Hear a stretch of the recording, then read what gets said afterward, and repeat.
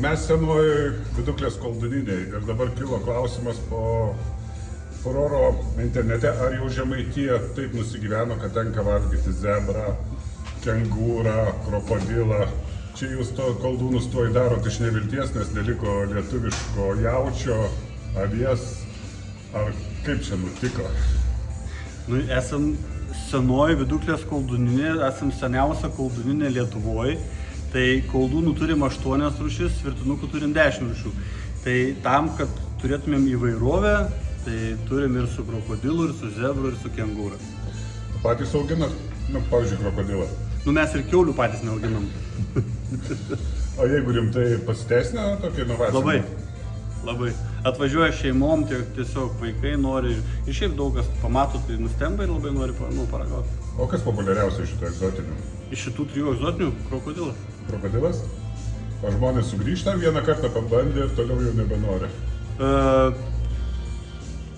Žinokit, čia toks geras klausimas.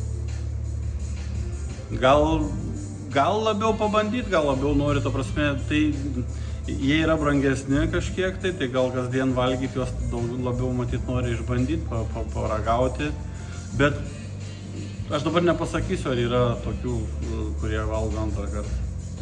Aišku, bet pabandymui apyvartui gan didelė dalis.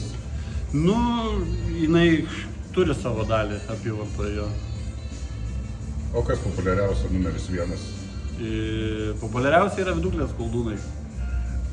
Populiariausia. O su daugiausiai. Jie yra su kiauliena ir su spirgučių padažu. Jo, paskui gal, sakyčiau, yra mūsų kraštų receptas, tai su varške ir mėtom.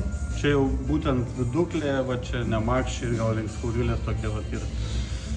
Ir šiaip su baravykais ir su portobelais, su kepenėlėm valgo, su viskuo, žinokit, valgo. Visus patys gaminam, visi viskams.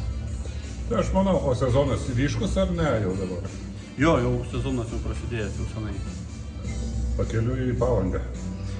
Žinokit, taip, čia pagrindiniai tie, kurie važiuoja ir grįžta, bet šiaip aš turiu tokių žmonių, kurie atvažiuoja iš Panevėžio, pavalgo ir vėl važiuoja šiandien vėl pat kiekvieną savaitgalį.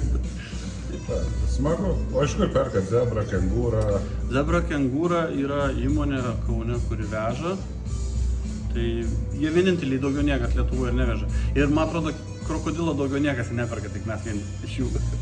Nes mes laukiam apie 4 mėnesius, kol jo parvež, kai užsakėm. Krokodilo? Jo. Tai praktiškai gali greitai tautiečiai suės ir nebeliks. Nu aš nežinau, kiek jie turi atsargoj. Ačiū labai. Prašom.